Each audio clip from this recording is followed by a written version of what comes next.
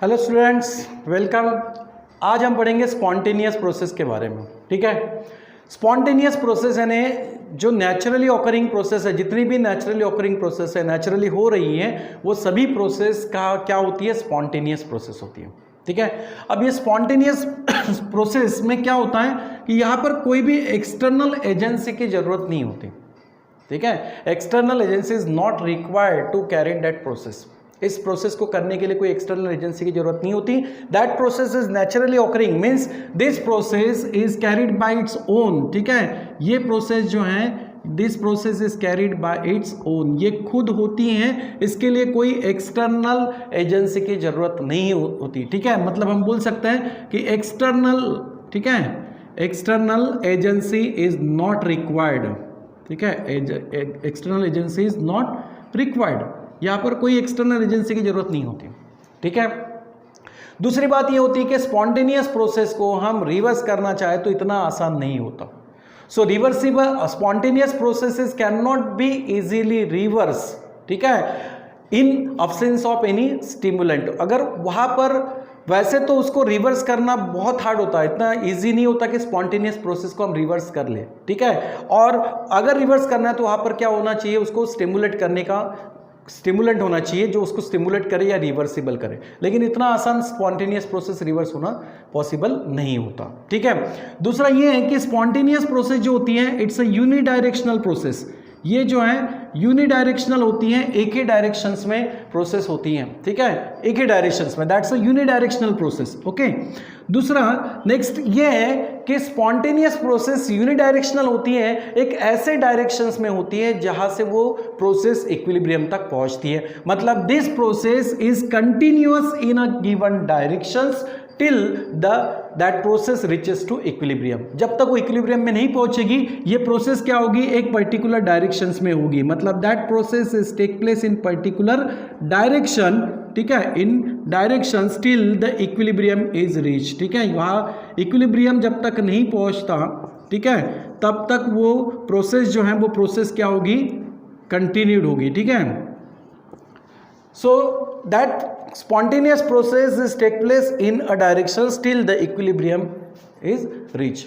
ठीक है, ये है स्पॉन्टेनियस प्रोसेस के बारे में, जो नेचुरली होगा, यूनिडायरेक्शनल होगा, एक्सटर्नल एजेंसी की जरूरत नहीं होगी।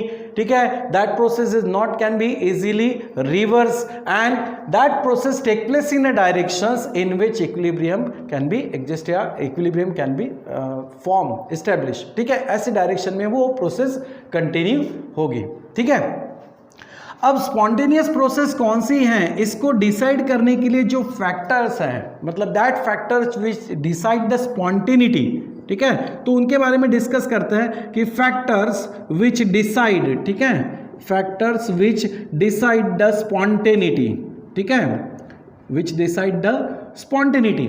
स्पॉन्टेनिटी को कौन से फैक्टर्स डिसाइड करेंगे? ऐसे कौन से फैक्टर होते हैं जो प्रोसेस को स्पॉन्टेनियस बता सकते हैं? उसमें सबसे पहला फैक्टर देखते हैं हम एनर्जी के लिए। ठीक है, एनर्जी, एनर्जी कह सकते हो, या फिर अगर कोई रिएक्शंस हो रही है तो उसका हम एंथैल्पी ऑफ रिएक्शन कह सकते हैं। ओके, अब वैसे देखा जाए तो स्पॉन्टेनियस प्रोसेस जो है, that spontaneous process is concerned with the system which that system lowered its energy। अगर स्पॉन्टेनियस प्रोसेस की बात करें तो ये उस सिस्टम के साथ में एसोसिएटेड होती है कि जिस सिस्टम में एनर्जी क्या हो? लोवर्ड हो। So spontaneous process take place with a system which lowered its energy. इसका मतलब होगा कि जब भी स्पॉन्टेनियस प्रोसेस होगी, सिस्टम अपनी एनर्जी लोवर्ड करेगी, इसका मतलब सिस्टम में से एनर्जी क्या होगी? रिलीज होगी। तो स्पॉन्टेनियस प्रोसेस हम वहां बोलेंगे जहां पर एनर्जी क्या होगा? रिलीज आउट होगा या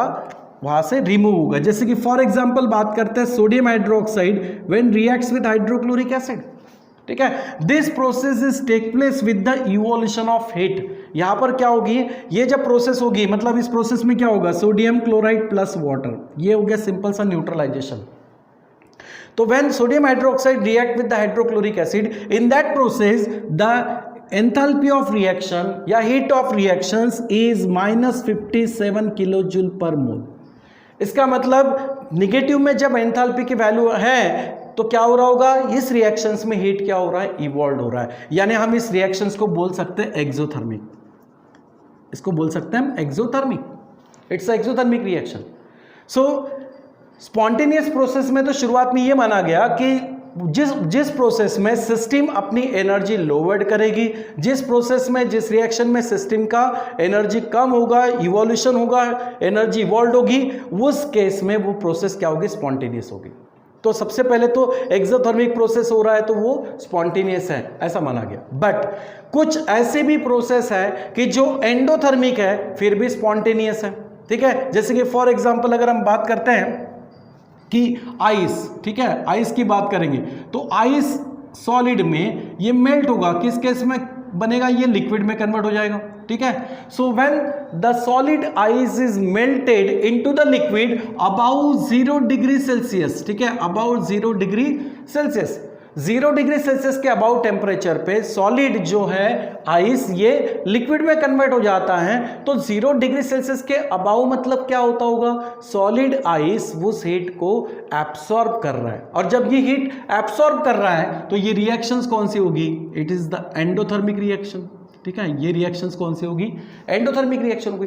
एंडोथर्मिक है और साथ में स्पॉन्टेनियस भी है, endothermic and spontaneous, okay, endothermic and spontaneous. Second thing, suppose sodium chloride, okay, it is dissolved into the water, it gives the sodium cation in aqueous plus chloride ion, ठीक है।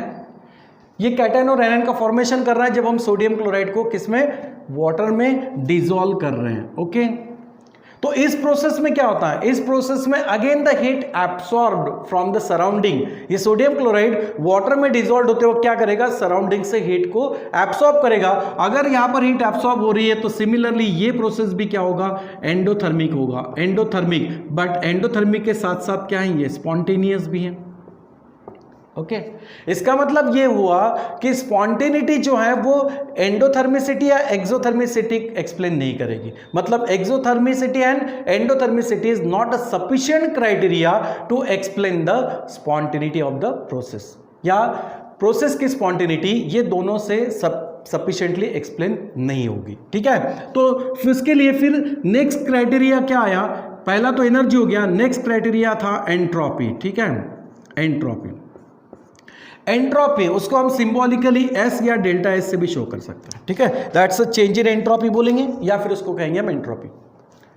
अब ये एंट्रोपी डिसाइड करेगी कि कौन सी process वहां पर spontaneous होगी या कौन सी प्रोसेस वहां पर स्पॉन्टेनियस नहीं होगी। एक्चुअली एंट्रोपी क्या होती है, एंट्रोपी मेजर, एंट्रोपी क्या मेजर करती है, एंट्रोपी मेजर द डिसऑर्डर, ठीक है, entropy measure the disorder in the given system, system में कितना डिसऑर्डर है, ठीक है। सो एंट्रोपी मेजर द डिसऑर्डर और randomness in the system, system में कितना डिसऑर्डर है वो कैसे मेजर होता है, एंट्रोपी से।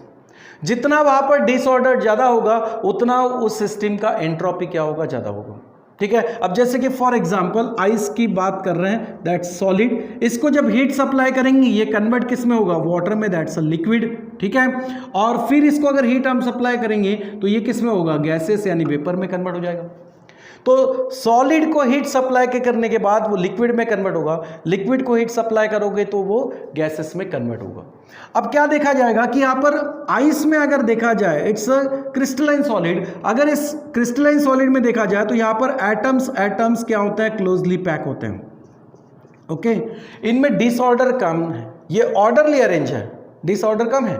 लेकिन जैसे इसको हम हीट सप्लाई करेंगे क्या होता है, this molecules, this atoms of that solid get separated from each other, ठीक है। इसमें क्या होगा, ये मॉलिक्यूल जो हैं ये थोड़े से एक दूसरे से क्या होंगे, सेपरेटेड हो जाएंगे, ठीक है। इनका ऑर्डर था वो ऑर्डर अब लेस ऑर्डर्ड हो जाएगा, तो ये होगा लेस ऑर्डर्ड, ठीक है, ये होगा लेस ऑर्डर्ड स्टेट।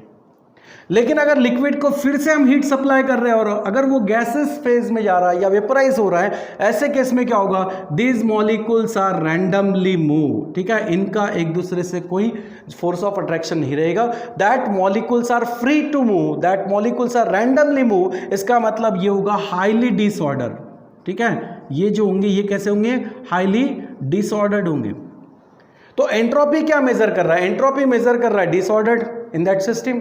तो in the solid state entropy is very very less, But when the heat is supplied to that solid and it is converted into the liquid, molecule just free from each other. ठीक है, वो just एक दूसरे से free होंगे, and that's why the order जो होगा वो कम होगा, दैट मीन्स लेस ऑर्डर्ड, या फिर आप बोल सकते हो कि डिसऑर्डर्ड, यहां पर डिसऑर्डर्ड मिलेगा।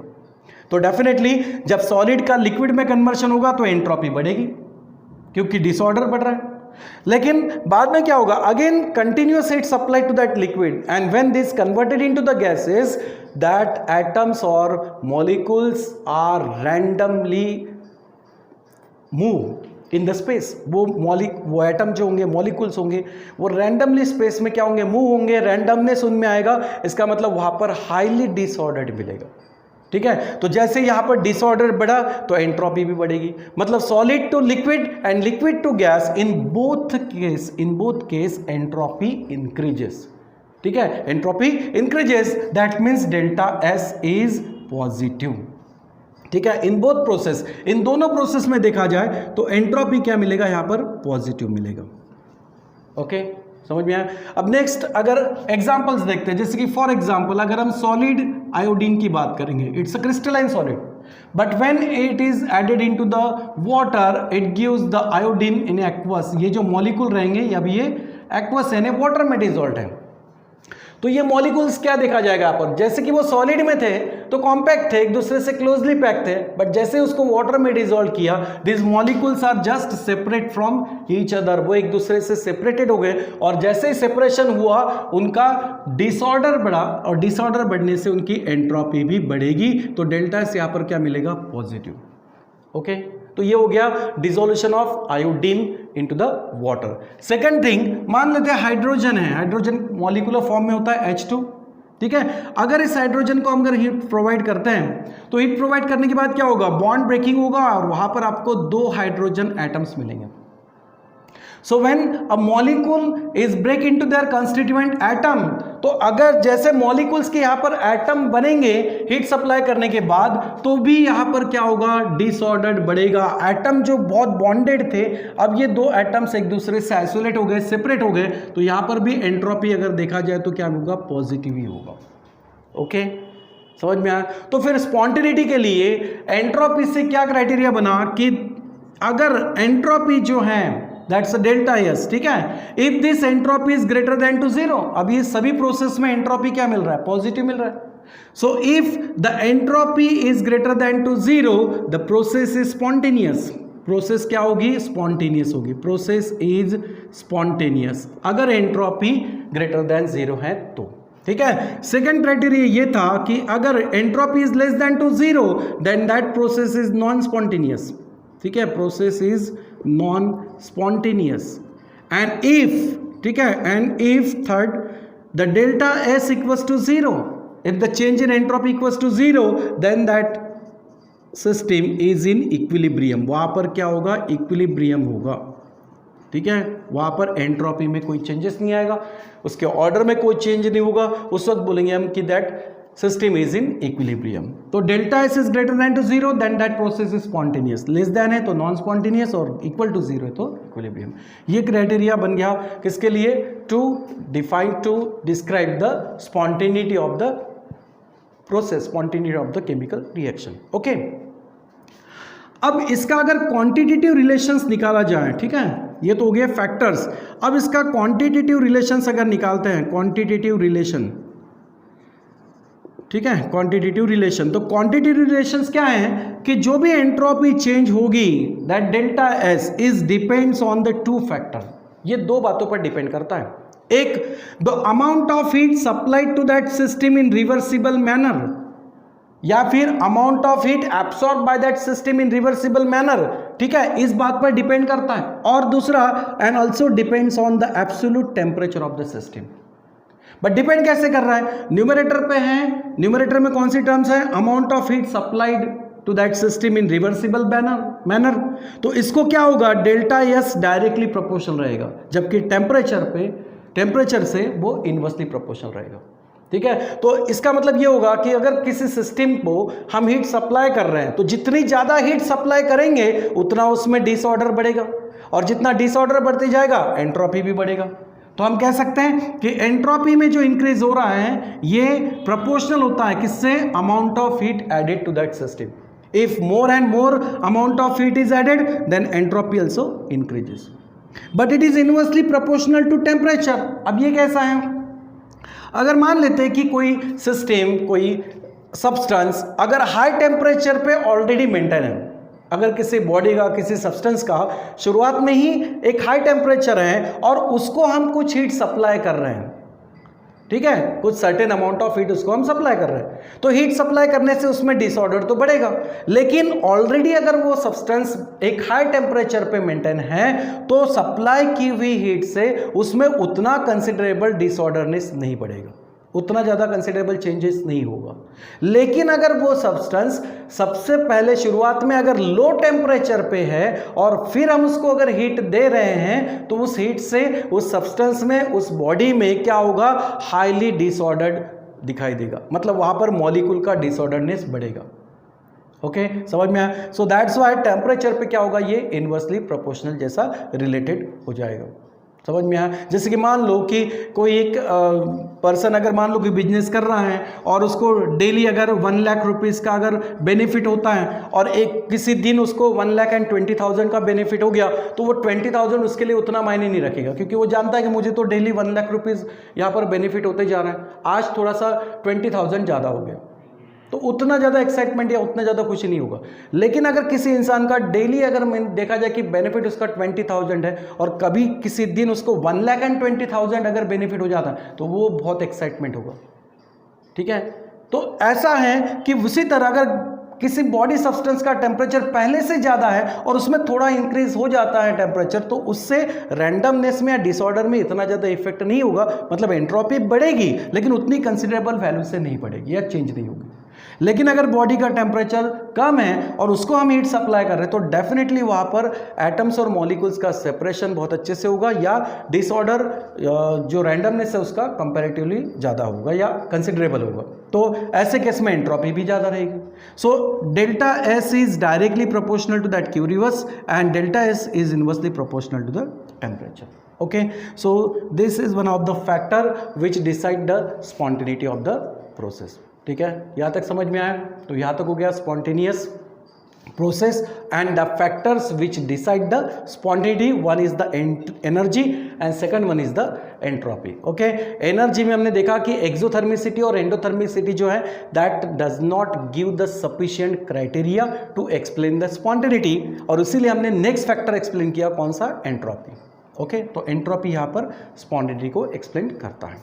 ठीक है, चलो, थैंक यू वेरी मच.